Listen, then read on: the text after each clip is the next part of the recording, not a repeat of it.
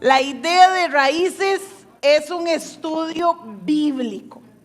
Entonces lo que queremos es que usted traiga donde anotar, traiga su Biblia favorita para leer la palabra del Señor.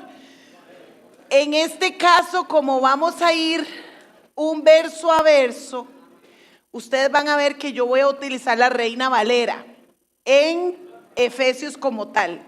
Porque cuando uno hace una exégesis, uno utiliza como base primero Reina Valera. Entonces los versículos que nos van a salir en la presentación son Reina Valera. Pero también en los otros que vamos a ir viendo como bases, vamos a tener la Nueva Traducción Viviente. Entonces usted se va a traer la Biblia que más le guste a usted, su preferida, porque eso es un estudio bíblico, ¿verdad? Tener la Biblia que a usted le gusta para marcar, subrayar, poner sus notitas a la par, sacar un cuaderno, una libreta específico para esto. ¿Está bien? Vamos a orar para poner este tiempo en las manos del Señor. Padre, te damos gracias. Gracias porque eres un Dios bueno con nosotros, Señor. Gracias porque con libertad podemos estar esta noche y salir de nuestra casa, del trabajo, Señor, con nuestra Biblia en mano y decir, voy para un estudio bíblico con libertad, Señor. Gracias porque así podemos estudiar tu palabra, Señor. Y queremos que nuestro corazón esté dispuesto. Que nuestra mente esté atenta, Señor, que si hemos dejado cosas pendientes en el hogar, en el trabajo, con los hijos, Señor, que podamos dejarlas a un ladito por un rato y ahora en este tiempo concentrarnos en lo que tú nos vas a enseñar a través de la palabra, Señor. Queremos una mente atenta, unos oídos abiertos y un corazón como tierra fértil.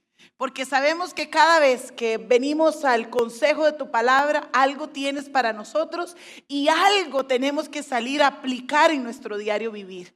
Entonces te pedimos, Señor, la humildad de corazón en estas noches que vamos a estar, para lo que podamos aprender, lo que nos vayas a hablar, nosotros salgamos y lo pongamos en práctica, Señor, en el nombre de Cristo Jesús.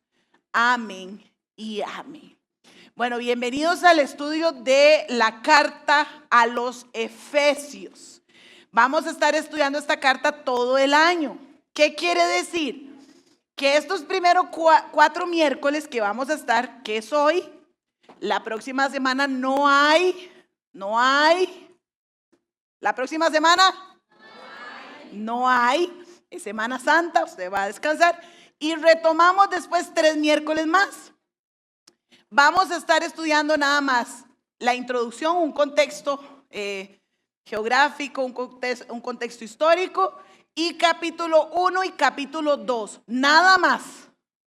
Entonces usted se va a mantener leyendo esos capítulos durante estas semanas, 1 y 2. En el segundo bloque de Raíces, o sea, después de que pase la segunda temporada de grupos, ahí regresamos con el capítulo 3 y 4. Y en el último bloque, capítulos 5 y 6. Entonces, en el año vamos a estar estudiando esta carta a los Efesios.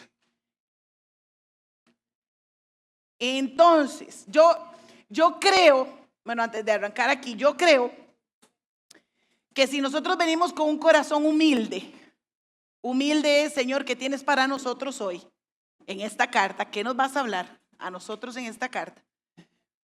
No hay manera de que leamos Efesios y no haga una transformación en nuestra vida. No hay manera. Si venimos con un corazón humilde, dispuesto, ¿verdad? Si solo lo leemos por leer, hay mucha gente que solo lee la Biblia por leerla. Si la leemos solo por leer, no va a pasar nada. Pero difícilmente nos vamos a acercar a la carta de Efesios con humildad y no va a provocar un cambio en nosotros. Porque es una carta hermosa. Incluso muchos eruditos la han catalogado como la corona de las cartas de Pablo. Así la llaman, la corona de las cartas de Pablo. O también la más divina composición humana. Son términos a los que se refieren a la carta a los Efesios. Entonces, Dios va a hacer algo en nosotros. ¿Cuántos lo creen? Y vamos a estar orando estas semanas y estos días, vamos a estar orando para que el Señor nos revele. Porque un versículo que puede ser un trato especial para usted, puede ser que no lo sea para mí. Y uno que sea un trato especial para mí, puede ser que no lo sea para usted. Pero todos nos vamos a deleitar en esta carta. Y todos vamos a estar aprendiendo de esta carta a los Efesios. Entonces, si usted tiene su Biblia, usted va a abrir ahí, va a buscar la carta a los Efesios y va a tener ahí abierta. Esta carta pertenece a un grupo de cartas que se denominan las epístolas carcelarias o las cartas de la prisión.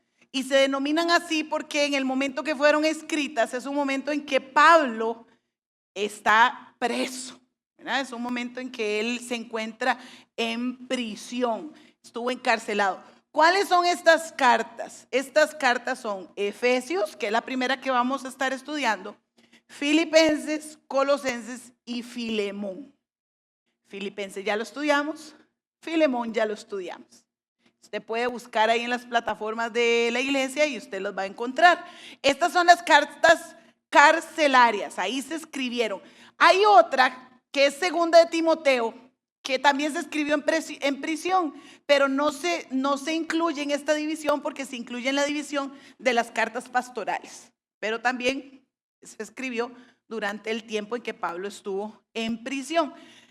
Pablo estuvo en prisión muchas veces, ¿verdad? Incluso él cuando hace una autobiografía, él dice que él fue un hombre de prisión y que muchas veces estuvo preso, encarcelado, y tenemos en la palabra del Señor muchas ocasiones en que lo vemos a él preso, pero así como que le diera tiempo de escribir, porque hay una donde él entra preso, sale, entra otra vez, en la iglesia ora, sale, ¿verdad? Está en ese va y ven, pero hay 3 periodos en que son largos, donde Pablo pudo haber escrito. Uno se da en Cesarea, otro se da en Éfeso y otro se da en Roma. Esos son periodos largos donde él estuvo en prisión. Entonces, en uno de estos periodos, ¿verdad? Se cree que Pablo escribió estas cartas, más específicamente en el periodo de prisión cuando él estaba en Roma. ¿Dónde encontramos esto? Usted lo va a encontrar en el libro de Hechos. Entonces usted va a poner ahí Hechos, capítulo 23, capítulo 24, capítulo 25. Usted va a encontrar esas prisiones largas de Pablo. Él empieza primero en Cesarea, donde lo toman preso, y él está ahí y lo tienen preso por alrededor de unos 2 años. Cuando vienen y lo van a hacer juicio, y entonces él dice, no, es que yo soy ciudadano romano, yo apelo al César. Entonces, cuando él apela al César, se lo llevan para Roma, y en Roma está otro periodo de unos 2 años en prisión, que él lo tienen en la mayor parte de este tiempo en casa por cárcel. Entonces, él está en una casa alquilada, dice la Biblia, sujeto a un soldado romano, y ahí es donde se cree mayormente que él tiene el tiempo para escribir, porque es un tiempo donde él puede recibir personas, él puede hablarle, mandarle notas a las iglesias, recibir, ¿verdad? Gente, seguir predicando mientras está en ese tiempo. Entonces se cree que esta carta fue escrita en ese periodo. Vamos a hablar un poquito acerca de Pablo como tal, porque la carta empieza: Pablo, apóstol de Jesucristo. Entonces ya nos dice que el autor es Pablo. No hay mucha duda, ¿verdad? Solo gente que ya le gusta como mucho pelear y quiere refutar ahí que es Pablo el autor, pero no hay mucha duda en que sea Pablo, ¿verdad? Es la escritura, es como él escribía, las palabras es lo que él hablaba, entonces es Pablo el escritor. ¿Quién era Pablo?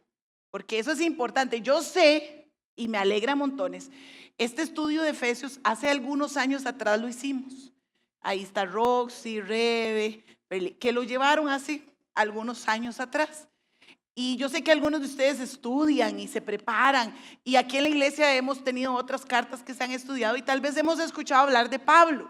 Pero también queremos hacer la salvedad que tal vez usted venga por primera vez y tal vez nunca se ha sometido a un estudio bíblico y es su primer estudio bíblico. Entonces queremos hablar de Pablo. ¿Quién era Pablo? Pablo era un hombre, aquí se los voy a poner en resumen ahí con las bases bíblicas, usted lo puede tener ahí. Era un hombre, un judío, de la tribu de Benjamín. Pero no era un judío cualquiera, sino que era un judío que había nacido en una ciudad que es la ciudad de Tarso. La ciudad de Tarso era una ciudad muy importante de la época, perteneciente al Imperio Romano. Entonces, todas las personas que nacían en esta ciudad ya inmediatamente tenían la ciudadanía romana.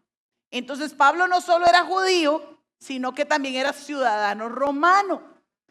Y esto es muy importante saberlo porque él en algunas ocasiones apela a su ciudadanía. Él lo van a juzgar o lo están azotando y él levanta la mano y dice, hey, es correcto que azoten a un ciudadano romano antes de juzgarlo. Y entonces los que lo están azotando se asustan, porque ser ciudadano romano era de mucha importancia en el momento.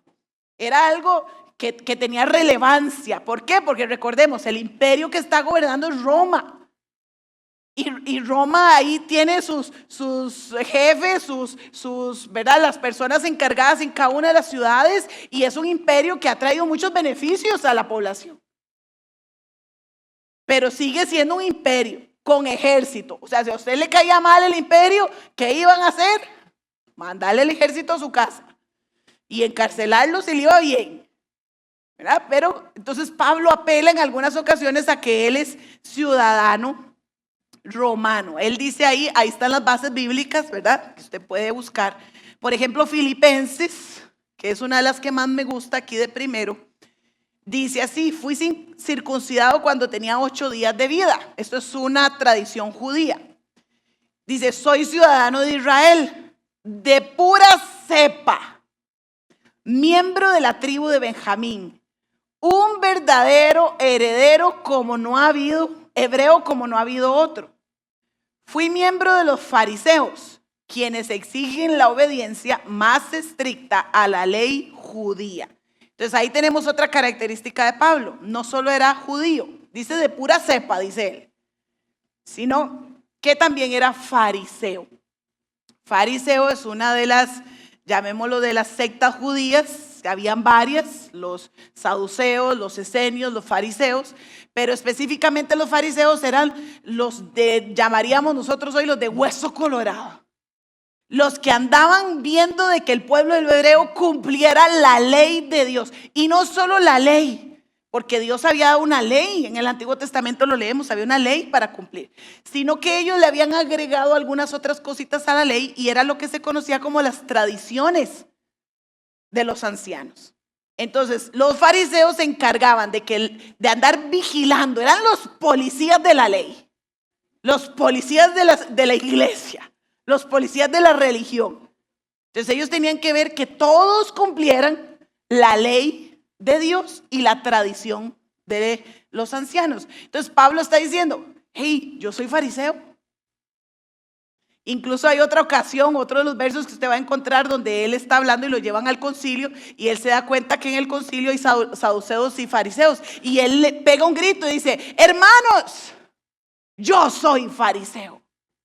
Fariseo de fariseos. ¿Qué quiere decir? Que no había otro fariseo como él. Y conocemos la historia, no nos vamos a meter mucho en la historia, pero conocemos qué hacía Pablo antes de convertirse al Señor. Perseguía a la iglesia cristiana, porque para él los cristianos estaban yendo en contra de lo que la ley dictaminaba. Entonces él los perseguía para encarcelarlos, porque él era fariseo de fariseos. Entonces era una secta muy fuerte, y él está hablando ahí de que era fariseo. También nos dice que estudió con Gamaliel. Entonces Pablo era una persona estudiosa, preparada. Ya vimos, era judío, era de una ciudad muy importante de Tarso. O sea, él tuvo que haber conocido también la cultura griega, la cultura romana. Pero aquí nos dice que él estudió con Gamaliel. Gamaliel, para el tiempo en que Pablo nos está escribiendo, es el mejor, podríamos decirlo así, maestro de la época. Entonces Pablo está diciendo, yo estudié. Con solo que mencionara a Gamaliel, ya la gente sabía el nivel de estudio que tenía Pablo. Hay un versículo que está en Hechos 22:3, que dice así: entonces Pablo dijo, soy judío, nacido en Tarso, una ciudad de Sicilia, y fui criado y educado aquí en Jerusalén, bajo el maestro Gamaliel. Como estudiante de él, fui cuidadosamente entrenado en nuestras leyes y costumbres judías. Entonces, él era un estudioso de la palabra del Señor. Por eso es que también pertenecía a esta secta de los fariseos. ¿Qué más nos cuentan la Biblia acerca de Pablo? Nos dice que era uno de los miembros más jóvenes del Sanedrín. Y ahí está la base bíblica. Incluso perteneciendo al Sanedrín, él vota para el asesinato de Esteban, este primer mártir de la iglesia. E incluso cuando a Esteban lo apedrean y lo matan, ¿verdad? Dice que las ropas de él van y se las ponen a los pies de un joven llamado Saulo. Que aquí hago la salvedad, Pablo es Saulo. ¿Okay? Saulo es un nombre hebreo y Pablo es un nombre romano o griego o gentil, ¿verdad? Entonces, pero Saulo. Entonces, cuando nos dice que las ropas de Esteban fueron puestas a los pies de un joven llamado Saulo, ahí está Pablo involucrado en el asesinato de Esteban. Entonces ahí está uno de los más jóvenes, hacía tiendas. Entonces él tenía otro trabajo, no solo era fariseo, no solo se encargaba de andar persiguiendo a los cristianos, no solo ya después, ¿verdad?, de andar predicando el evangelio, sino que en ocasiones se junta, en una ocasión dice la palabra, se junta con Priscila y Aquiles, y él trabaja porque ellos hacían tiendas, era parte de lo que sabían hacer. Entonces Pablo también sabe, tiene una habilidad, un trabajo para hacer, ¿verdad? Que es el hacer tiendas. Incluso él dice, yo trabajo haciendo tiendas para no serles gravoso a ustedes, dice la palabra. Y por último, tenemos ahí también que fue llamado por el Espíritu Santo.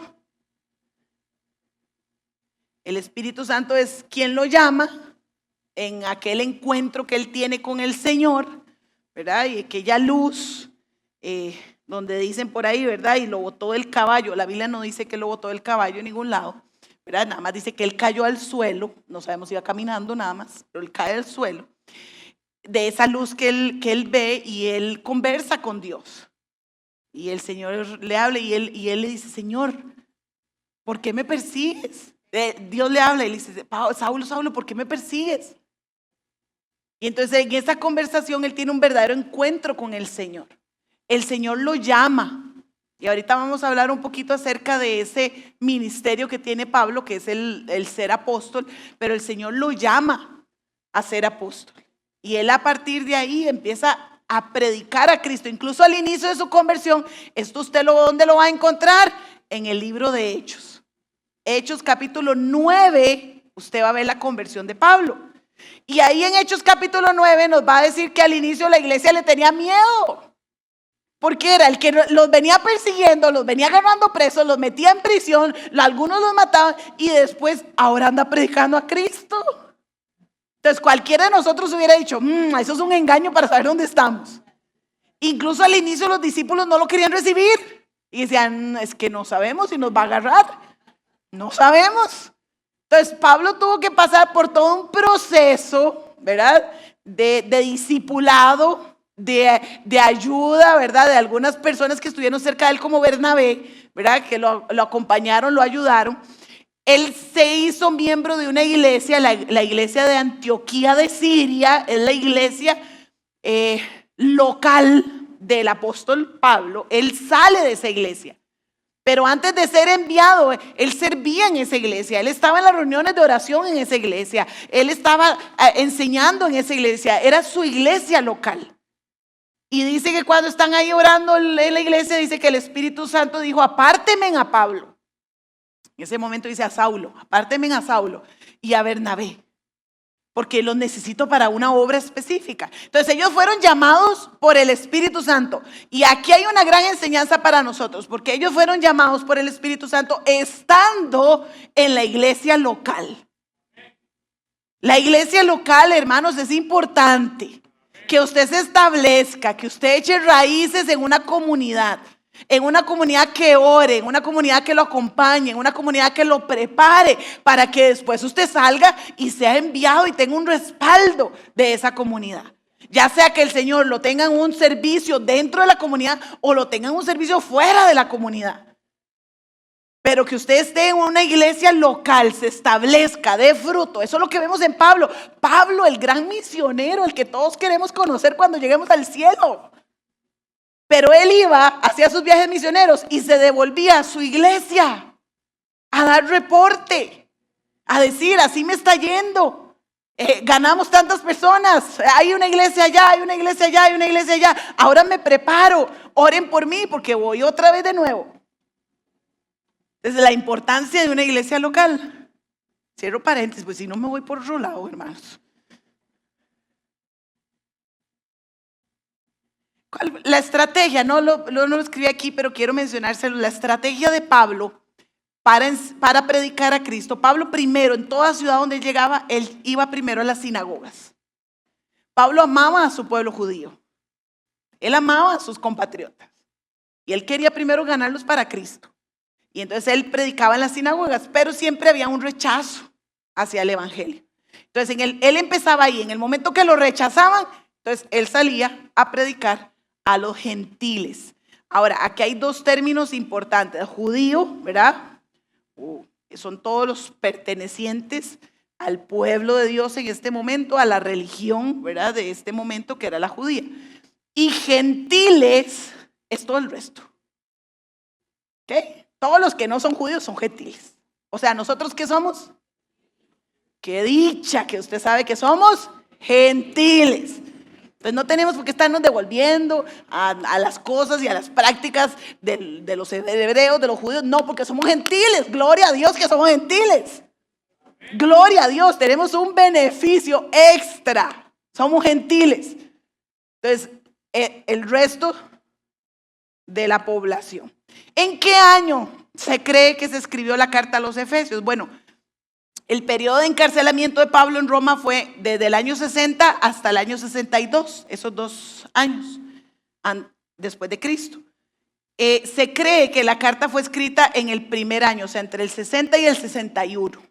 Porque en esta carta Pablo no menciona que está cerca a ser liberado. Ya en otras cartas, como Filipenses, él sí menciona que él está cerca a ser liberado. Entonces ya más o menos se calcula que eso fue como en el año 62, pero en esta no. Entonces lo podemos decir que él escribió Efesios entre el 60 y el 61. ¿Cómo vamos hasta ahí? Bien, sí. Vea, por esta ocasión estamos transmitiendo para las personas que por diferentes motivos no pueden estar presentes. Eso no quiere decir que usted va a faltar el miércoles de hoy 15, ¿verdad? Porque estamos aquí en familia, es bonito. Eso es para los que están enfermos, los que están en un hospital, los que están en una cama y no se pueden levantar, es más, tenemos ni siquiera la excusa de vivir largo, esa excusa, porque aquí hay muchos que viven desde muy largo. Heredia, La Guásima, hay muchos. Entonces, no es excusa. Cartago. Entonces, estamos transmitiendo y por ese motivo tal vez ustedes ven que yo hago pregunta, pero inmediatamente yo hablo. Porque en la transmisión no se oye si ustedes contestan. Ese es el motivo. No es que yo solo quiero hablar, ¿verdad? Sino el motivo es ese para que ustedes sepan. Ok, vamos a hablar de la ciudad de Éfeso. ¿Está bien? Como ciudad. Tengo un hermano lindo de la iglesia, el hermano Jans, fue a conocer la ciudad de Éfeso o las ruinas y me trajo este libro. Hermoso, está hermoso. Ahí viene con algunas ilustraciones, ve, como para ver cómo sería. Entonces, si usted quiere al final darle una ojeadita, usted le puede dar una ojeadita. Ahí lo dejé para que al final lo puedan ver. La ciudad de Éfeso en este momento es una de las ciudades más importantes de Asia. Una de las ciudades más relevantes de Asia. Aquí vemos en el mapa donde está ubicada la ciudad de Éfeso. Usted la puede ver aquí, está en Asia. Y aquí tenemos, donde está el puntito rojo, la ciudad de Éfeso.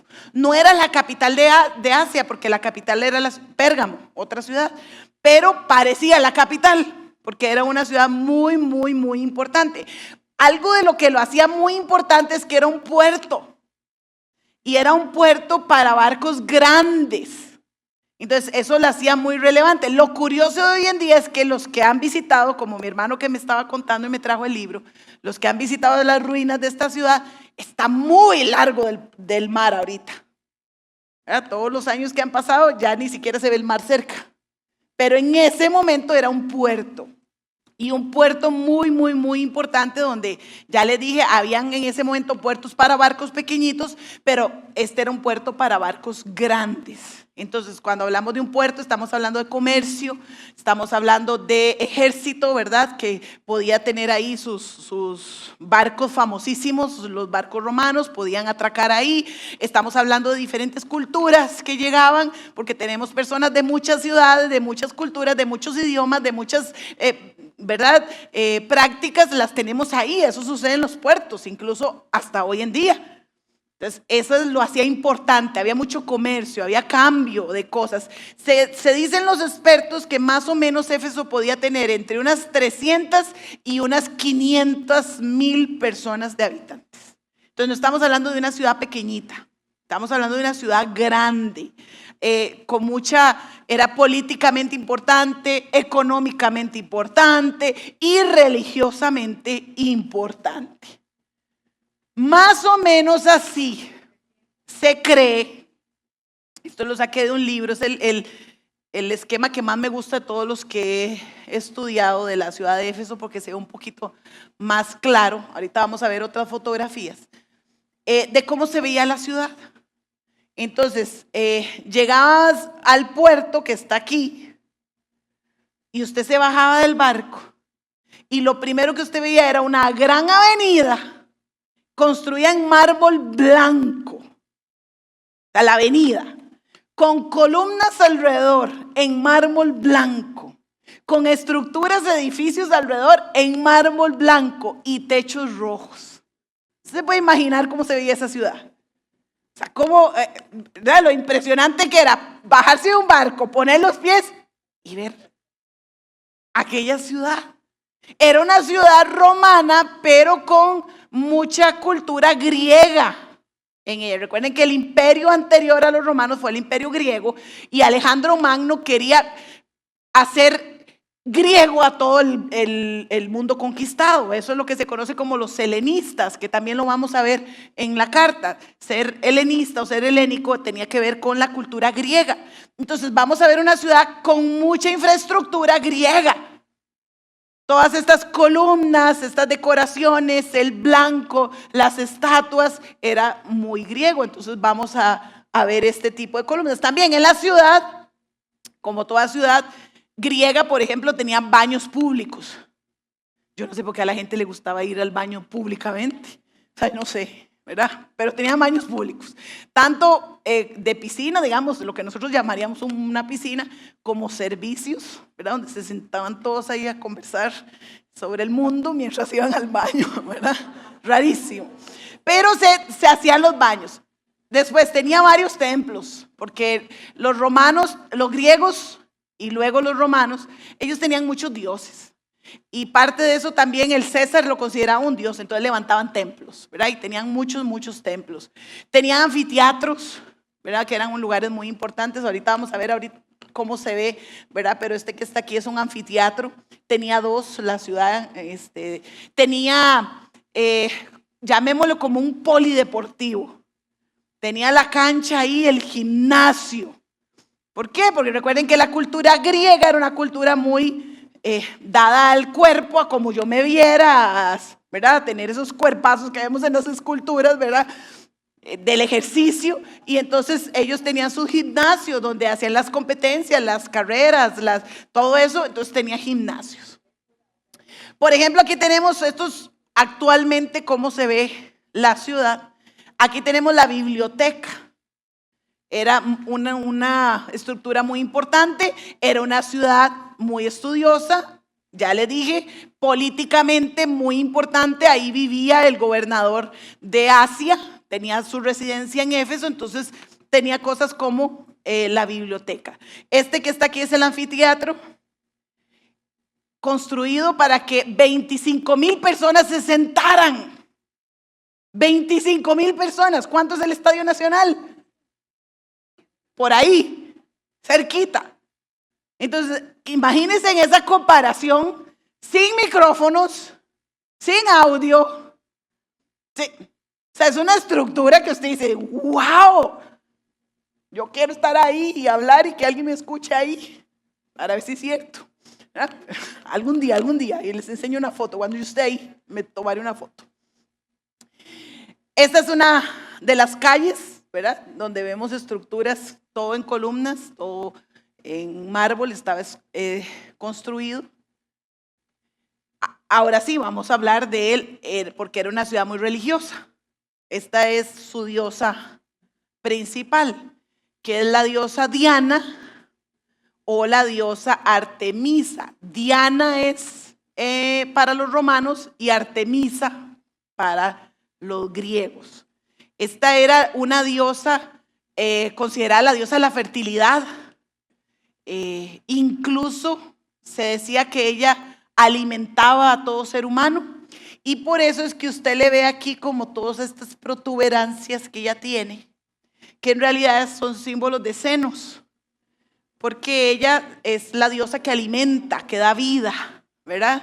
Que hace que la fertilidad se dé en las mujeres. Ahí, si usted va a los libros de historia, es curioso, porque cuando tuve la oportunidad de estar en el Coliseo Romano, escuchando que una italiana me contara la historia del Coliseo Romano, y ella me dijo que nunca ahí habían matado cristianos. Y yo, ¿cómo? Si está en los libros de historia. No, eso es mentira. Sucede algo parecido con el templo de Artemisa. Se dice en algunos libros, usted va a encontrar que ellos nunca hicieron orgías aquí. Pero en los libros de historia también vamos a encontrar que como ella era considerada la diosa de la fertilidad, las mujeres creían, ¿verdad?, que tenían que ir a hacer actos, ¿verdad?, para poder, si usted no podía tener bebés, usted tiene que ir a adorar a esta diosa. Y parte de las maneras de adorar era se empezó a hacer feillo del asunto y se empezaron a tener relaciones con los mismos sacerdotisas o los mismos sacerdotes que trabajaban en este templo. Entonces se practicaba mucha orgía, había mucho desorden en este momento, pero esta es su diosa. Su diosa estaba puesta en el templo. Aquí yo le traje una maqueta. Esta la hizo el pastor Pinito, el pastor de niños. La hizo para un trabajo del seminario, pero yo se la pedí. Esto es lo que, según la literatura, así se veía el templo de Artemisa. Yo quiero que usted ahora al final lo ve, porque ahí él le puso ahí la estatuilla al tamaño que tenía que ser. Está hecha a escala. Ustedes saben que el pastor Pinito es un arquitecto, entonces él la hizo a escala. Y aquí usted va a ver unas cositas, unos palitos que ni siquiera, ¿verdad?, se notan ahí donde el examen de miopía. Aquí usted no lo va a ver, ¿verdad? Pero ahora usted se acerca. Estas cositas que están aquí en la escala de un ser humano.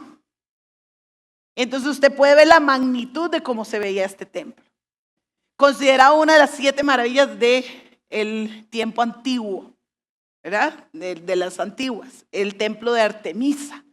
Y no solo era un templo que se veía majestuoso, sino, como les recuerdo, está hecho de mármol blanco, con un techo rojo hermoso. Y no solo eso, sino que está aquí colocado. Entonces, cuando usted llegaba a la ciudad y se bajaba en el puerto, no solo usted veía la calle, aquella hermosa avenida del comercio, de las cosas, ¿verdad?, que les dije ahora, sino que allá en una montaña, en lo alto, usted veía el templo Artemisa. Era la diosa madre, era la diosa de la ciudad. También esto usted lo puede leer en Hechos, porque uno de los motivos por los cuales agarraron a Pablo era por estar predicando y que entonces los artesanos que hacían la figura de la diosa en pequeñito para vender estaban reclamando porque ya la gente no les iba a comprar. Entonces reclamaban. Pablo en esta ciudad estuvo 3 años en esta ciudad. Aquí, bueno, aquí les dejo, ese sería el modelo en fotografía de cómo se vería el templo, pero ahora usted puede darse la vueltita y lo ve por dentro para que vean cómo se vería ahí. Le hicieron un huequito en el techo para que usted lo pueda ver ahí por dentro cómo se vería. 3 años estuvo Pablo. Hechos 19:8, para que lo tenga ahí. Y Hechos 20:31. Hechos 20:31 es cuando, esta es una de las escenas más conmovedoras, yo creo, de la historia de Pablo. Él ya no puede ir, ¿verdad? Ya él sabe que va para lo último, ¿verdad? De su ministerio. Y él llama a los ancianos de Éfeso y los cita como en la playa, porque él no va a ir hasta la ciudad. Y entonces se reúnen en la playa. Y en Hechos 20:31 Pablo les dice, cuidado, recuerden los 3 años que estuve con ustedes. Si ustedes leen Hechos 19, del 8 al 10, más o menos ahí menciona 3 meses y después 2 años, pero ya aquí al final Pablo dice, recuerden los 3 años que estuve con ustedes. Recuerden lo que les enseñé, recuerden lo que les prediqué, recuerden el tiempo que compartí con ustedes. Es una de las ciudades donde más tiempo estuvo Pablo de todas. 3 años. Y en esa escena en la playa él se despide de los ancianos y dice que los ancianos lo abrazan y le lloran en el cuello porque saben que no lo van a volver a ver. Pablo se está despidiendo. Y es su maestro, el que los ha enseñado, el que los llevó a Cristo, el que los llevó a la verdad, el que les ha predicado. Y ahí está Pablo despidiéndose. Ahí es donde les dice que estuvo ahí un periodo de 3 años. Si nosotros nos vamos a Hechos 19, nada más apúntelo por ahí, téngalo como referencia. Hechos 19. Vamos a encontrar algunos acontecimientos que sucedieron en Éfeso. Nos mencionan algunos como que 12 hombres fueron bautizados por el Espíritu Santo y empezaron a hablar en otras lenguas. Nos va a mencionar a Pablo predicando en la casa de Tirano, ¿verdad?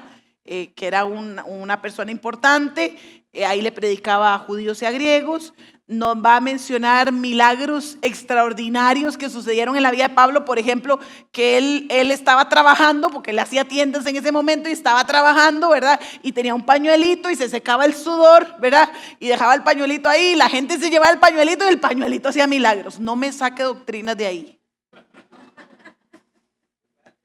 Eso es una excepción que leemos en la Biblia, pero no hay otra parte donde se nos mencione algo parecido, por lo tanto no podemos hacer una doctrina de eso.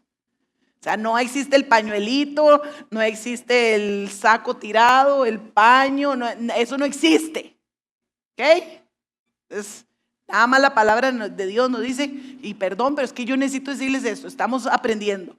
La palabra del Señor nos dice, pongan las manos sobre los enfermos, oren y sanarán. No el pañuelo, no la túnica, no el saco, no, las manos sobre los enfermos y sanarán. Entonces, eso sucedió ahí. También aquí hay un evento importante, ¿verdad? Se quemaron, era una ciudad muy dedicada a la magia. Eso tenemos que tenerlo claro a la hora de leer la carta. Ellos hacían mucha magia y tenían muchos libros muy caros para la magia y el ocultismo. Pero en una de las predicaciones de Pablo, la gente trae todos esos libros y los quema.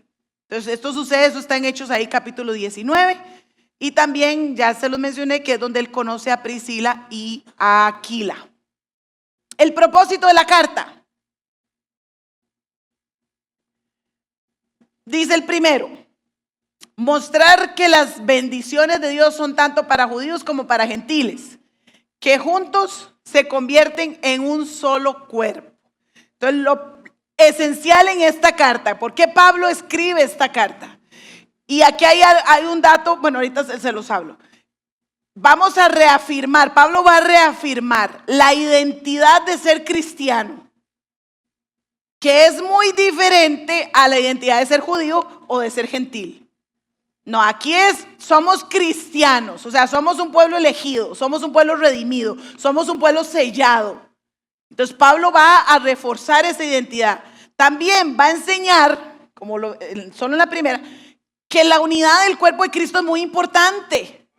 Y ahora, la unidad del cuerpo de Cristo, estamos hablando de judíos y de gentiles, que se unen para formar un solo cuerpo, el cuerpo de Cristo. También nos va a decir, ¿verdad? En este primero, que todo eso va a pasar porque es el propósito de Dios. Dios quiere que seamos uno. Entonces Pablo nos va a hablar acerca de eso en esta carta. El segundo propósito es explicar cómo los judíos y los gentiles deben reflejar a Cristo en su vida cotidiana. Entonces, ¿qué va a pasar en esta carta? Pablo va a instruir a los cristianos a vivir de una manera digna del Evangelio de Cristo, digna de un llamado, digna del amor, de la santidad, de la sumisión, de la gracia. Todo eso lo vamos a ver en esta carta. Y va a llamarle la atención a los cristianos, los va a motivar para que ellos puedan vencer en esa batalla espiritual que tenemos todos, en este camino de la santidad, donde cada día tratamos de ser más parecidos a Cristo. Entonces, teniendo estos propósitos claros, es que vamos ahora sí a entrar a lo que es el capítulo 1 de la carta a los Efesios. Entonces, vamos a ir a los primeros 2 versos, que se conoce como la introducción y el saludo.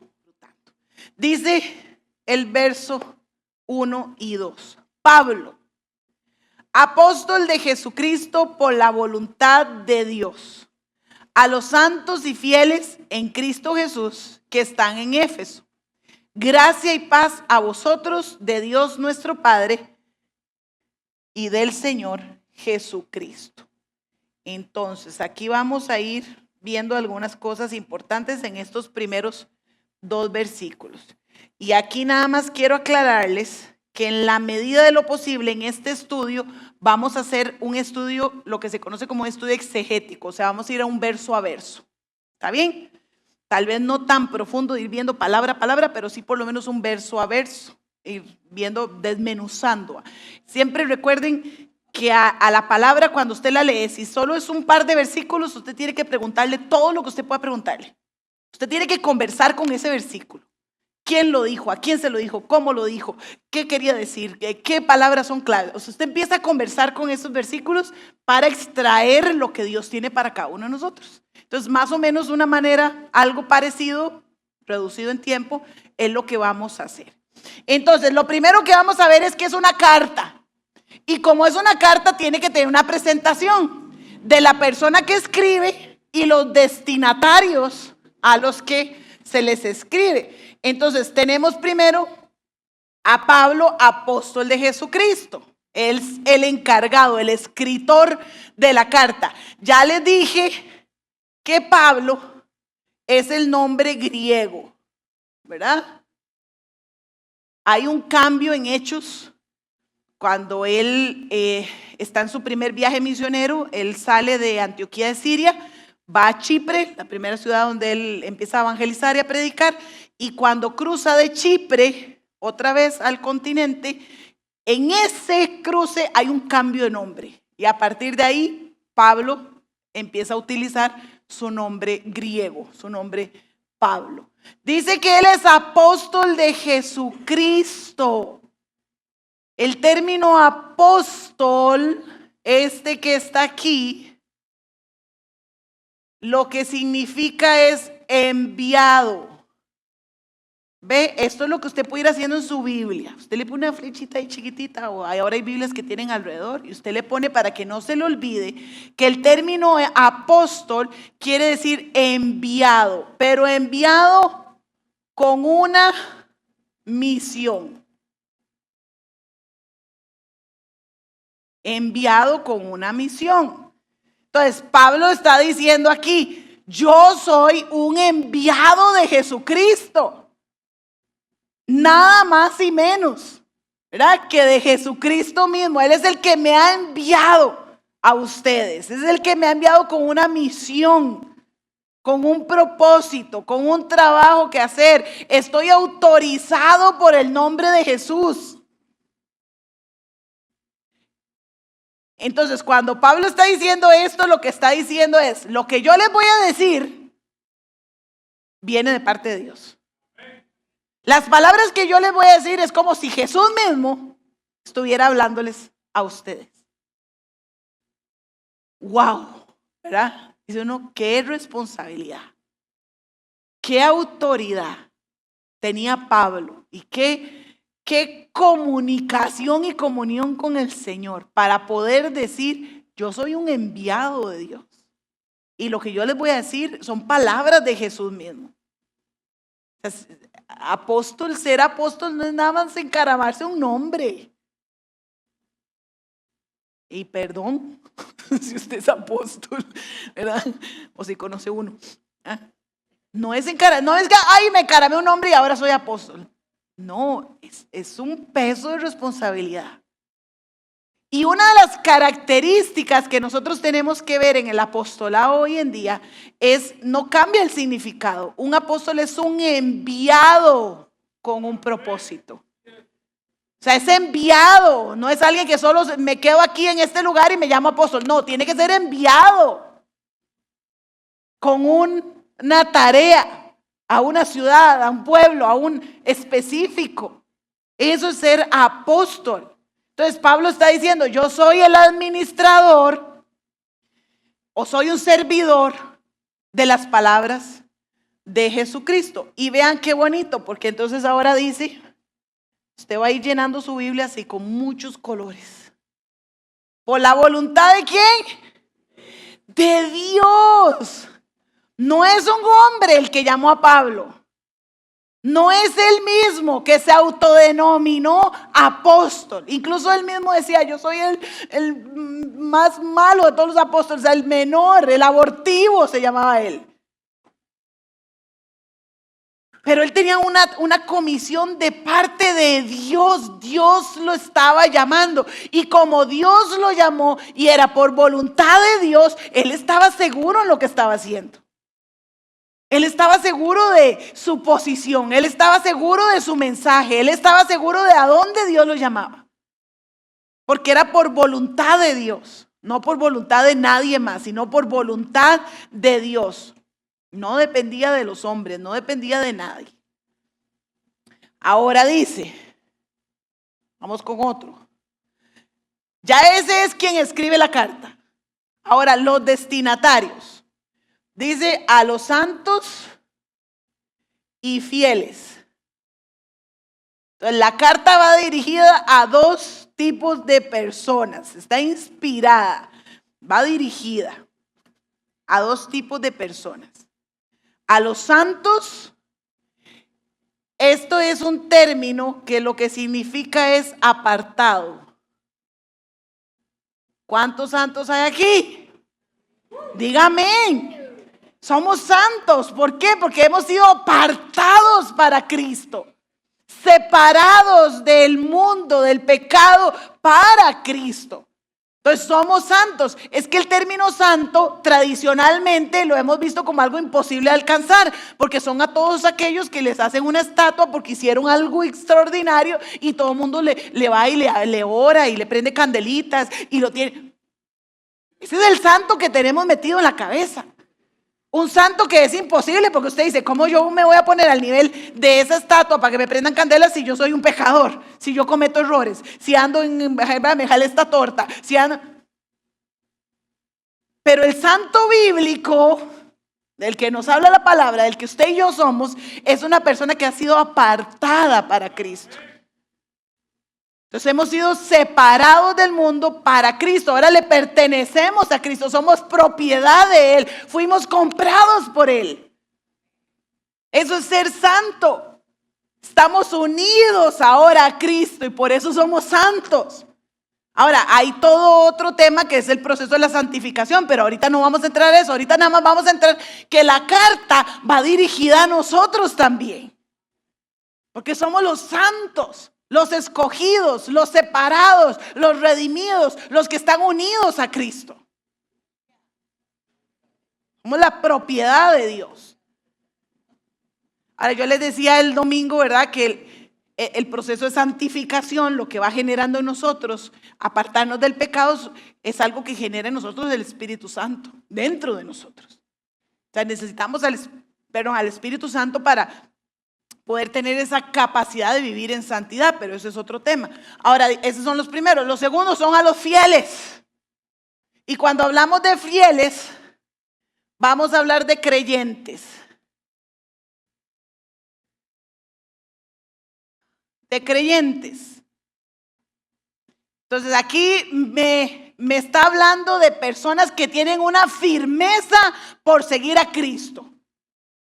¿Okay? No es nada más, es que como yo les he dicho, ¿verdad? Hay cristianos que usted dice, cuando le dicen a uno que es cristiano, usted dice, ¿de verdad? O sea, al chile usted es cristiano. Si no me lo dice, no lo hubiera averiguado, ¿verdad? No. Estamos hablando de los fieles. O sea, aquellas personas que tienen una firmeza en Cristo y se demuestra en su estilo de vida. Esos son los fieles. Entonces la carta está dirigida a los santos y a los fieles.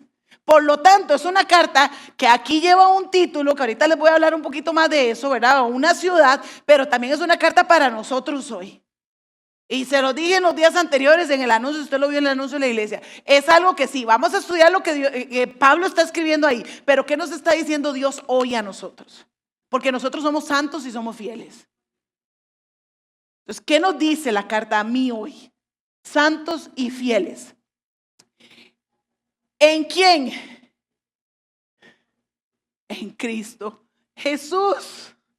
Ahora, después, este pedacito es donde quiero hacer nada más esta salvedad. Que están en Éfeso. Esto no aparece en los escritos más antiguos. ¿Ok? No aparece, no está. Pero entonces lo que se considera es que es una carta general. O sea, Pablo la envió para ser leída a todas las iglesias del momento. Pero después de los años, en los más antiguos no está, pero después de los años ya lo encontramos que viene en Éfeso. Entonces quiere decir que la que nosotros tenemos es la que específicamente le llegó a la iglesia de Éfeso. ¿Verdad? Esa, por si usted lo encuentra ahí en las Biblias de estudio, a veces dan esos datos curiosos que son muy bonitos. Okay, esa es la introducción de la carta. Hasta ahí vamos con quién la escribe y quiénes son los destinatarios. Ahora, dice lo segundo, gracia y paz. Este es lo que se considera como el saludo. Gracia y paz. Gracia es el saludo griego. Cuando la gente llegaba a una casa, ellos al entrar a la casa o al saludar a alguien afuera, ellos lo que decían era gracia, era su saludo. Y cuando hablamos de gracia, hablamos del amor, de la misericordia, de la bondad, del favor de Dios. Y cuando dice paz, shalom, es el saludo hebreo, el saludo judío. Hebreo, shalom, ausencia de conflicto, Dios presente. Dios presente. Ahora, la gracia y la paz no nacen así como magia, ¿verdad? Sino que es de nuestro Padre y del Señor Jesucristo. Entonces, en 2 versículos, vean todo lo que podemos sacar. Porque le vamos a preguntar al texto, ¿qué nos está diciendo? Nos está diciendo que es Pablo, nos está hablando del ministerio de Pablo, nos está hablando de su servicio, nos está dando, ¿verdad?, a quién está escrita la carta. Quiere decir que también es para mí. Y el saludo, griego y hebreo. Esto es importante, ahorita vamos a leer un pasaje, porque Pablo es enviado a predicar a los gentiles. Y recuerden, los gentiles, todos los que no son hebreos o judíos, ¿verdad? Todos esos son los gentiles.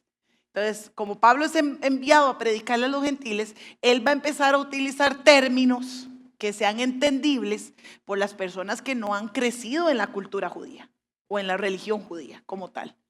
Entonces, por eso es importante ese saludo. Okay. Voy porque tengo que cerrarme aquí. Ay, tan bonito que ha quedado ahora. Ya eso lo vimos. Vamos a entrar a el verso 3 en adelante. Y aquí vamos a ver unas bendiciones espirituales. ¿Ok? Y este capítulo 1 es hermoso porque lo primero con lo que entra Pablo es bendiciéndonos. Entonces, aquí hoy, lo que vamos a ver hoy es pura bendición. Pura bendición. Y ¿sabe qué es lo bonito? Que nosotros vamos a tomar esas bendiciones para nosotros. Las vamos a entender, las vamos a comprender. Le vamos a pedir al Espíritu Santo que lo que no entendemos nos lo explique, para podernos apropiar de esas bendiciones y hacerlas mías, hacerlas suyas y decir, esta es mi bendición. Pero no solo eso, sino que vamos a caminar bajo esa bendición y vamos a enseñarle a otros acerca de esas bendiciones. Eso es lo bonito que vamos a aprender en el día de hoy. Entonces, estas bendiciones espirituales las vamos a dividir en 3 secciones. La primera sección es las bendiciones que tienen que ver porque somos escogidos por el Padre. La segunda sección es las bendiciones que tienen relación con que somos salvos por el Hijo. Y la tercera grupo de bendiciones es que somos sellados por el Espíritu Santo. Entonces son estos 3 bloques de bendiciones. No creo que hoy terminemos de verlas todas, pero de hoy en 15, para que usted sepa que vamos a estarlo trabajando en estos 3 bloques de oraciones, de bendiciones, porque después de estas bendiciones lo que viene es una oración final en este capítulo 1. Entonces, así es como vamos a estar dividiendo el estudio de este capítulo. La primera, escogidos por el Padre. La primera bendición, nos bendijo. Ya solo eso es una bendición, nos bendijo. Entonces dice el verso 3. Bendito sea el Dios y Padre de nuestro Señor Jesucristo, quien nos bendijo con toda bendición espiritual en los lugares celestiales en Cristo. Entonces, la primera bendición es que Él nos bendice. Es que no sé si ustedes se pueden alegrar por eso, pero es que a mí me causa hasta gracia, porque entonces yo voy a leer las bendiciones y lo primero es que Él me bendice, o sea, Él habla bien de mí. Él desea lo mejor para mí. Él quiere que todo lo mejor del cielo esté conmigo, me llegue a mí. Entonces Él me bendice. Empieza con una expresión de alabanza, claro que sí. La carta dice, bendito sea el Dios. Ahí estamos nosotros alabando al Señor y Padre de nuestro Señor Jesucristo. Es una bendición. Y ya después nos habla y nos dice que vamos a ser benditos en toda bendición espiritual. O sea, todas las bendiciones descansan en que nosotros estemos unidos a Cristo. Por eso les dije que es muy, muy bonito, muy chiva. No solo saber que esas bendiciones son para mí, porque estoy unida a Cristo, porque soy santa y fiel, sino que entonces yo tengo que entenderlas para poderme apropiar de esas bendiciones. Yo soy bendecida porque yo estoy unida a Cristo y las bendiciones se establecen en la relación con Cristo. Provienen del Padre, pero se me dan a mí a través de Cristo. Provienen del Padre, pero yo puedo acceder a ellas por Cristo Jesús. A veces la estrategia que usa Satanás para privarnos a nosotros o la estrategia que él usa más bien es privarnos de la comprensión de pasajes bíblicos como este. O sea, que no entendamos las riquezas que nosotros tenemos en Cristo. Porque si no entendemos las riquezas que nosotros tenemos en Cristo, no podemos vivir en abundancia. Y cuando digo vivir en abundancia, no estoy hablando de bienes materiales. Estoy hablando de una vida en abundancia espiritual. Entonces, a veces Satanás nos tiene ahí ¿verdad? Cegados, sordos. Por eso mi oración siempre es, Señor, que podamos entender lo que nos estás escribiendo en la palabra. Para en el momento que yo lo entienda, yo lo hago mío.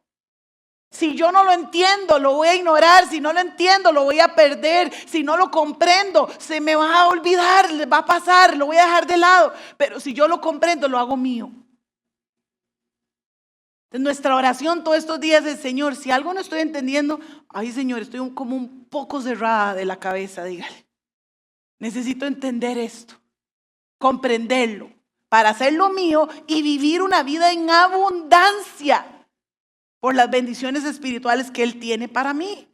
Entonces la primera es que me bendijo. La segunda, Dios nos escogió en Cristo. Dios nos escogió en Cristo. Dice el pasaje, el verso 4. Según nos escogió Él antes de la fundación del mundo, para que fuésemos santos y sin mancha delante de Él. Hay una elección. Y lo primero que nos habla, sacar el lapicero para que usted también anote por ahí, es que hay una elección. Dios nos escogió. Hay una elección, fuimos escogidos.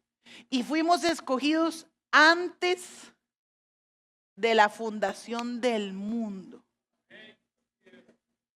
Entonces yo no sé si usted ve la belleza en esto, pero hay un pasaje que para mí es extraordinario.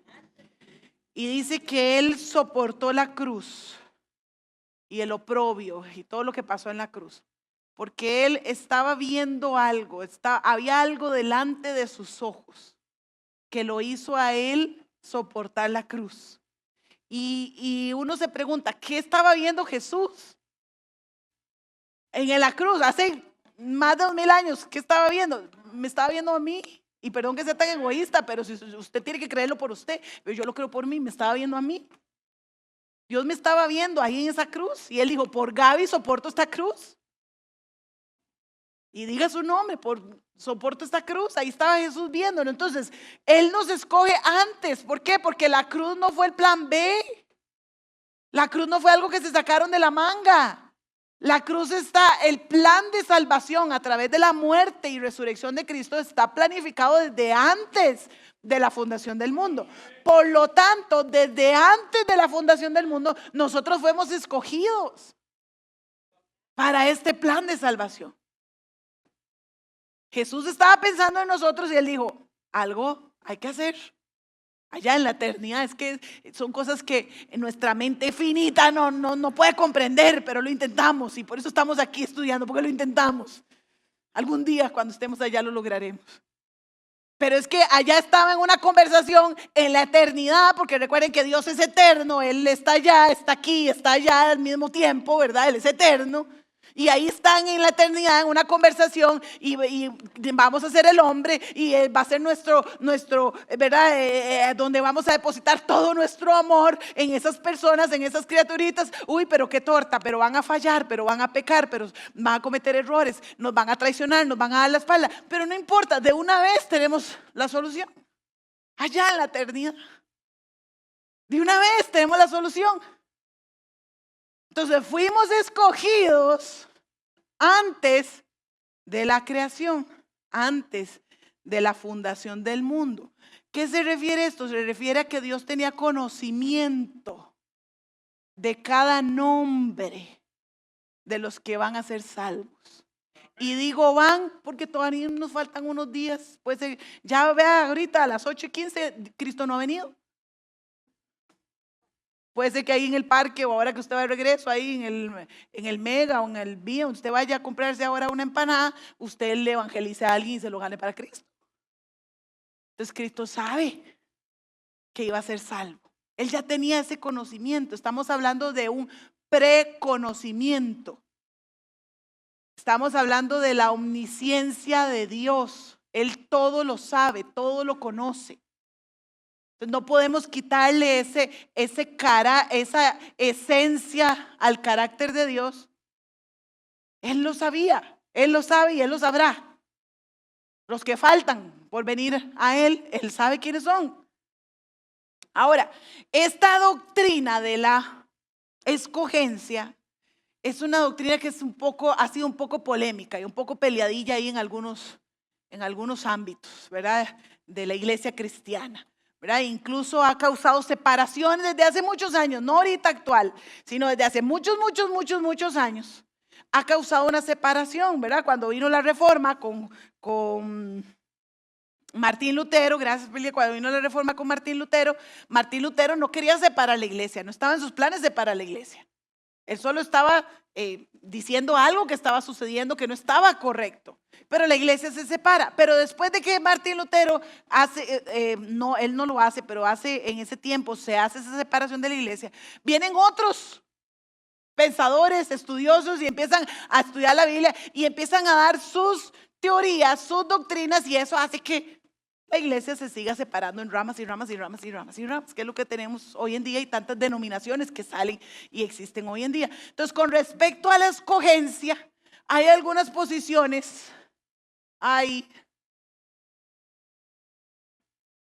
aquí les puse algunas mencionadas, no tenemos el tiempo para estudiarlas todas, pero usted, ya teniendo el nombre, usted puede ir a su casa y investigar un poquito más. Hay un hombre, ¿verdad? Arminio, que es el que saca toda esta línea que es la arminiana. Esta línea de pensamiento es la que dice que no hay una escogencia para salvación como tal, ¿verdad? Sino que nada más, como la Biblia lo dice, somos salvos por fe y por la gracia del Señor, ¿verdad? Y el creyente tiene que creer para ser salvo, pero la salvación está puesta y ofrecida para todos. Luego tenemos la wellesiana arminiana, que ya es un poquito, le cambia un poco por ahí. Luego sale Calvino, ¿verdad? Y hay gente que oye Calvino y ya se pelean solo por oír a Calvino, ¿verdad? Y ni siquiera saben qué dijo Calvino. Y hay gente más calvinista que Calvino.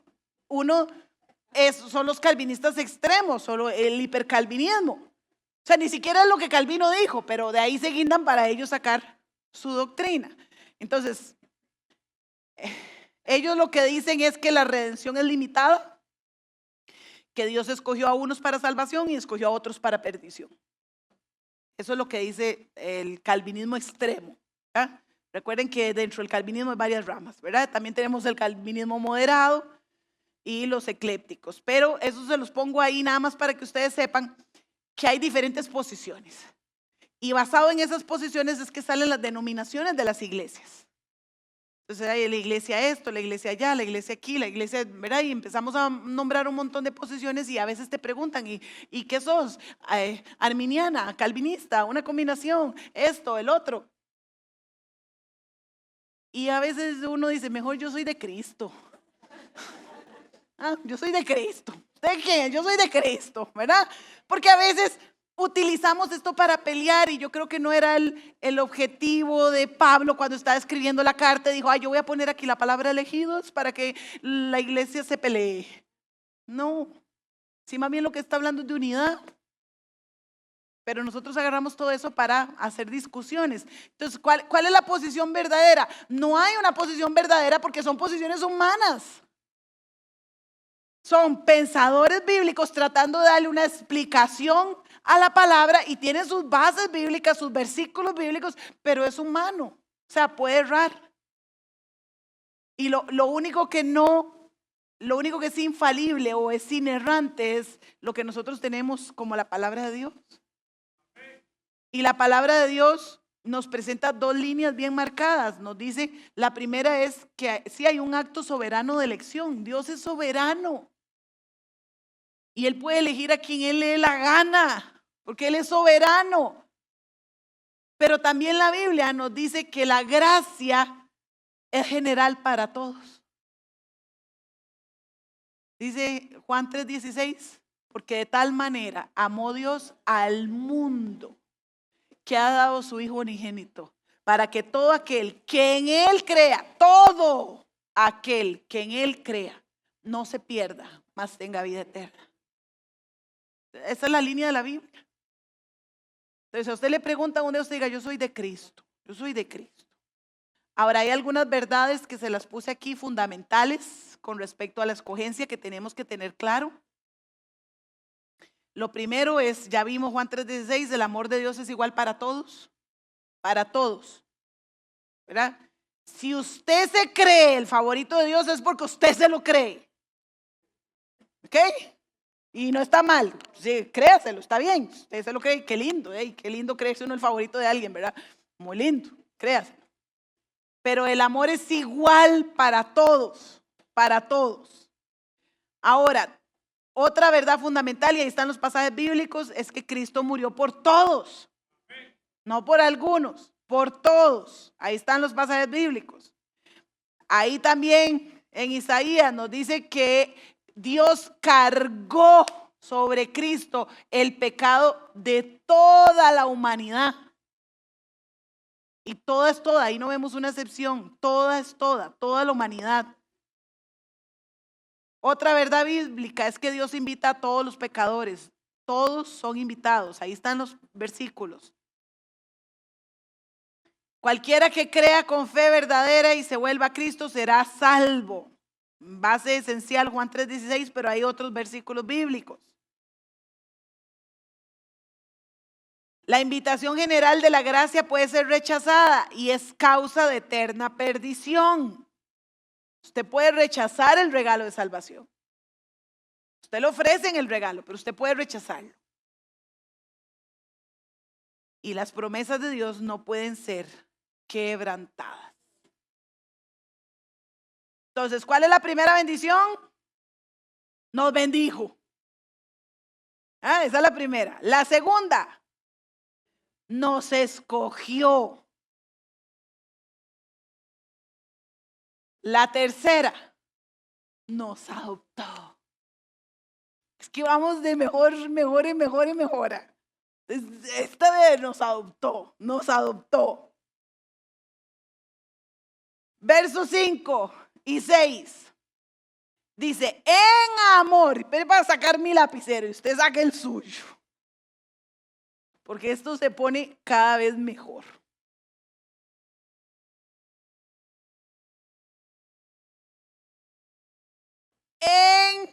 ¿En qué? En amor, porque en esto consiste el amor, no en que nosotros hayamos amado primero a Dios, sino en que Él nos amó primero a nosotros y entregó a su Hijo en rescate por nosotros. En eso consiste el amor. Entonces, lo primero aquí es que Él nos adopta, sí, pero nos adopta por amor. No por obligación, no porque no hay de otra, yo lo dije, tengo que hacer. No, es que nos amó, tanto nos amó, que Él nos adopta. Su amor es infinito. Vuelva a ver a todos los de su mesa. Hoy se ven hermosos, pero más de uno hay una cría de chompipes ahí. A veces somos difíciles. A veces somos feos. Sí, a veces somos feillos. ¿Cuántos han sido feillos alguna vez? Con alguien o con uno mismo. Y dice, en amor, nos amó, su amor es infinito. Es grande, no lo podemos comprender, dice el salmista.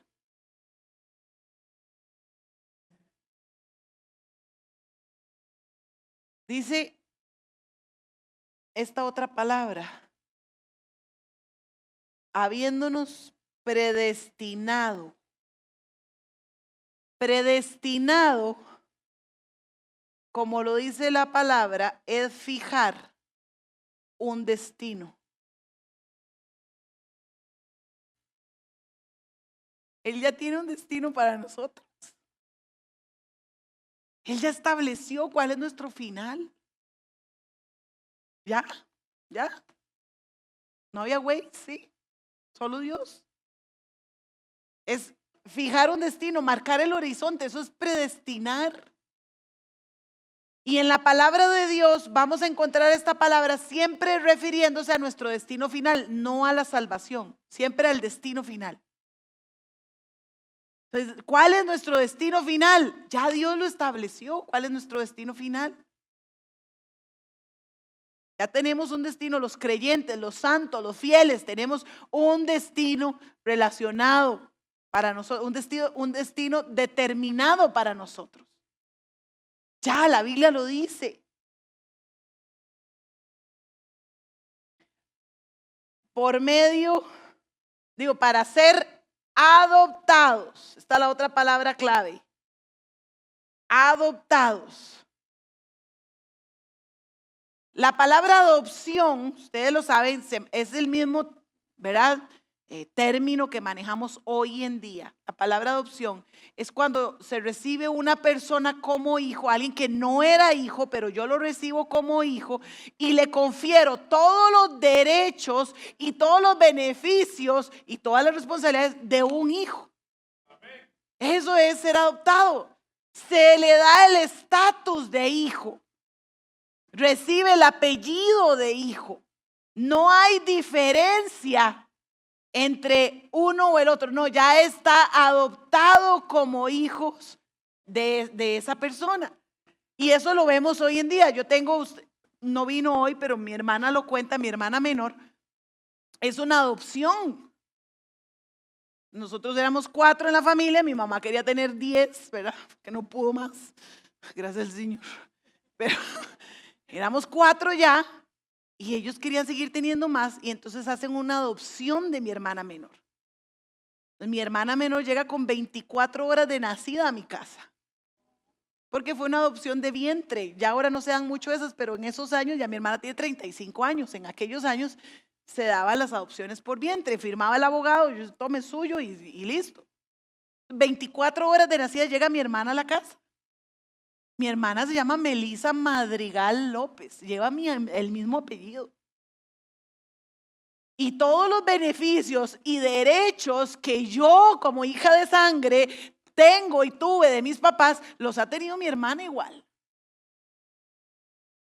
Porque eso es una adopción. Y entonces el pasaje, la bendición que vemos aquí es que nosotros no estamos destituidos de la gloria de Dios. No podíamos ni acercarnos al Señor. Pero viene Él y en amor, un amor infinito, un amor incomprensible, un amor tan alto, tan ancho, tan profundo. Y viene y nos adopta como hijos suyos. Gálatas 4:5, póngalo por ahí. Y Gálatas 3:26. Yo se los voy a leer, pero téngalos ahí, anótelos. Gálatas 4:5 dice, Dios lo envió, hablando de Jesús, para que comprara la libertad de los que éramos esclavos de la ley, a fin de poder adoptarnos como sus propios hijos. Entonces nos da una posición de hijos.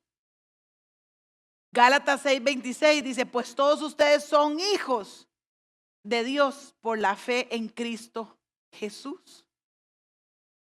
Entonces, como hijos, nosotros venimos y ahora recibimos el pleno, los derechos como hijos. Por eso es que es una bendición. Porque pasé de estar lejana a Dios ahora a ser hija, y no solo ser hija, sino que tengo los derechos como hija de recibir todas las bendiciones que Él tiene para mí. Entonces la adopción, ahora esto es importante, la adopción se hace por medio de Jesucristo. Volvemos al mismo camino, el mismo camino.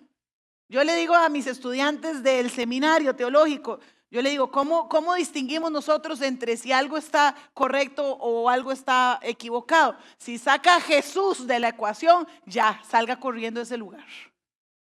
Corra, huya de ese lugar. Si sacan a Jesús de la ecuación. Pero si está Cristo presente, si se predica a Cristo, si se enseña a Cristo, estamos bien, porque Cristo es el medio, no solo para salvación, sino para hacerme hija. Por Él yo soy hija. Y vuelve a repetir, según el puro afecto de su voluntad. Y me gusta como lo dice la Nueva Traducción Viviente, porque dice, eso es precisamente lo que Él quería hacer y le dio gusto hacerlo. Dios le dio gusto hacernos sus hijos. Dios quería adoptarnos como sus hijos. Era un deseo de su corazón y le dio gusto hacerlo. O sea, es un deleite para Dios que nosotros seamos sus hijos. Entonces Él nos incluye en su familia. Dice Romanos 8:16 y Gálatas 4, del 6 al 7. Bases que usted puede con detenimiento después ir a su casa y leerlas. Dice Romanos 8:16, pues su espíritu se une a nuestro espíritu para confirmar que somos hijos de Dios.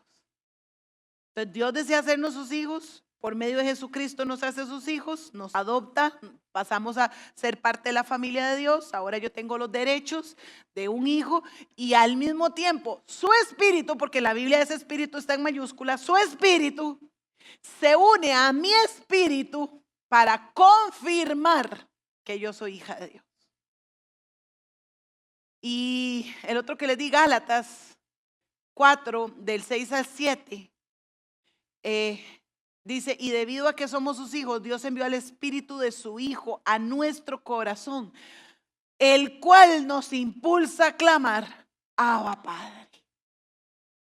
Abba Padre. Ahora ya no eres esclavo, sino hijo. Y como eres hijo, Dios te ha hecho heredero. Amén, amén.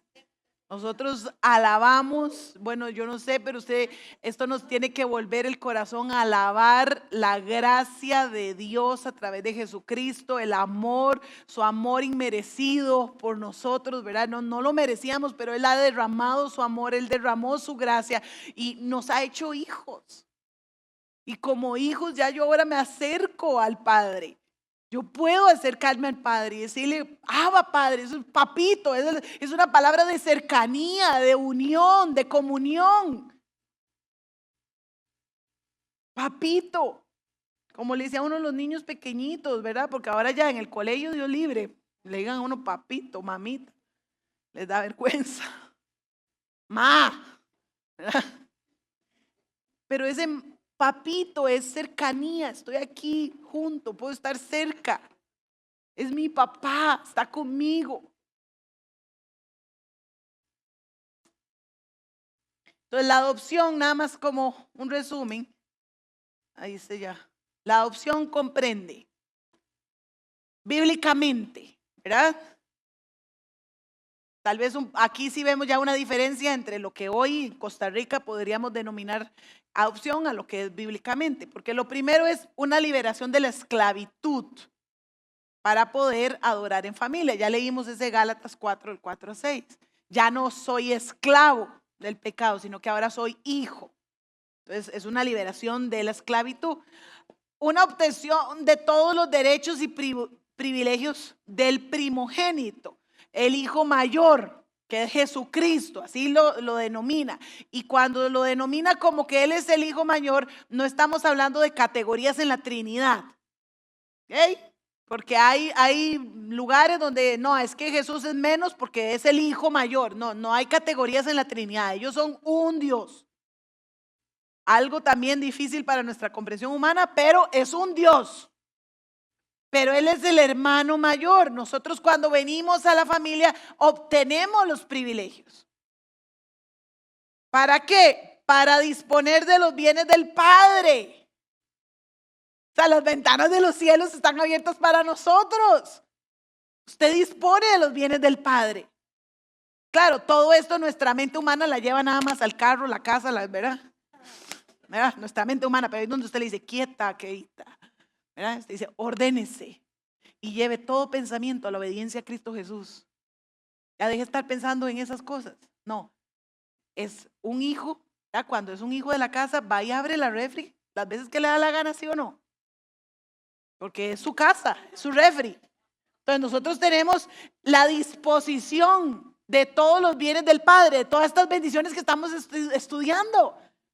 Está a disposición nuestra. Usted las puede obtener, usted las puede hacer suyas y vivir a través de ellas. Para llevar el nombre de la familia. Ahora tenemos ese derecho. Por eso les decía, mi hermana es Melissa Madrigal. Bien. López, sí. Es familia. Para recibir la herencia de los primogénitos. En el tiempo bíblico, la herencia de la familia pasaba al primer hijo, nada más. El resto, trabajen. Hoy en día, pues esto ha cambiado un poco, ¿verdad? Los papás que tienen una casita dicen, ay no, yo la voy a partir entre los 7, 8, 9 hijos que tiene, ¿verdad? O algunos ahí que se pelean por esas cosas. Por eso no piensen en esas cosas, piensen en las bendiciones espirituales. Piensen en las bendiciones espirituales. Esa es la mejor herencia. Pero en el tiempo de la Biblia era el hijo mayor. Pero al nosotros ser adoptados y poder obtener los privilegios, las bendiciones como si fuéramos el hijo mayor, entonces ahora la herencia también es para nosotros. Eso es lo que quiere decir. Ahí está la base bíblica. Y la disciplina como hijos legítimos. Entonces muy lindo todo, ¿verdad? Porque queremos las bendiciones, pero también el ser hijos trae una responsabilidad. Y si no cumplimos esa responsabilidad, nos van a disciplinar, porque somos hijos. Y al hijo se le disciplina, porque al hijo que no se disciplina, después avergüenza al padre. Entonces al hijo se le disciplina. Entonces como hijos que somos, el Señor nos va a disciplinar. Entonces tenemos 3 primeras bendiciones que tienen relación con Dios, ¿verdad? La primera, nos bendijo. La segunda, nos escogió. Y la tercera, nos adoptó. 3 bendiciones. Nos adoptó. Regálenme 5 minutos más, nada más para hablarle de una, para que se vayan con estas. Vamos a ver las bendiciones salvos por el Hijo. Esta otra parte que les dije. Entonces, no le ponga bendición número 1, no, es la bendición 4. Ya vimos 3. Entonces, esta es la 4. Nada más que tiene que ver con el Hijo. Y esta bendición nos redimió y nos perdonó. Por eso quiero que se vayan con esto, porque va de la mano a la última disciplina que terminamos ayer. ¿Verdad? Ese arrepentimiento continuo en el que vivimos, lo podemos hacer porque Él nos redimió y Él nos perdona. Entonces es una bendición, dice el verso 7 y 8. En quien tenemos redención por su sangre, el perdón de pecados, según las riquezas de su gracia, que hizo sobreabundar para con nosotros con toda sabiduría e inteligencia. Entonces, esta gracia, recuerden el orden, desciende de Dios por medio de Cristo y nos alcanza a nosotros a través de lo que nos dice ahí, que es la redención.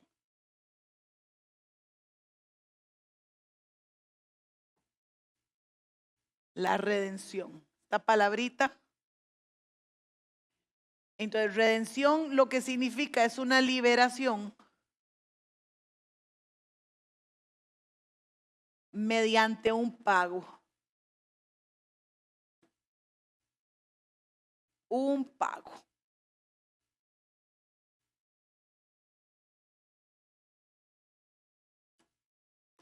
Esto se daba mucho en la época bíblica cuando habían esclavos. Entonces, incluso uno de los libros que nos habla mucho de esta redención, que es una tipología de Cristo, es el libro de Oseas. ¿Verdad? Cuando su esposa decide, ¿verdad? Dios lo manda a casarse con una prostituta, algo extraño, pero era para hacer evidente para nosotros lo que Dios está haciendo con nosotros mismos, ¿verdad? Nosotros como esos que estábamos separados de la gracia de Dios, nos unimos a Dios, pero en algún momento esta mujer decide volver y regresarse y apartarse de Oseas. Y era la esposa de Oseas. Pero si usted lee ese libro, él va y paga el rescate nuevamente por su esposa. Es su esposa, pero él paga un rescate. Esto es redención. Él está redimiendo a su esposa con el pago que le costó, porque ya la habían convertido en esclava otra vez, en esclava de la prostitución. Eso es redención. Este libro lo que nos hace es un ejemplo de lo que Cristo hace por nosotros. Una bendición que tenemos a través del Hijo es que Él pagó el rescate por usted y por mí. Él nos redimió, Él paga el rescate. El rescate lo paga a través de su sangre, de su muerte, de esa cruz. Entonces es a través de la cruz que nosotros recibimos esa redención. Ya no debemos nada, ya yo no tengo que hacer nada, ya fue cancelada la deuda. Cristo tomó nuestro lugar. Éramos nosotros los que merecíamos todo ese castigo, pero Cristo viene y dice, no, yo me pongo en el lugar de cada uno de ellos. Y entonces toda la ira de Dios desciende sobre Cristo, ¿verdad? Y ahí se cancela la deuda que nosotros teníamos. Romanos 4:25.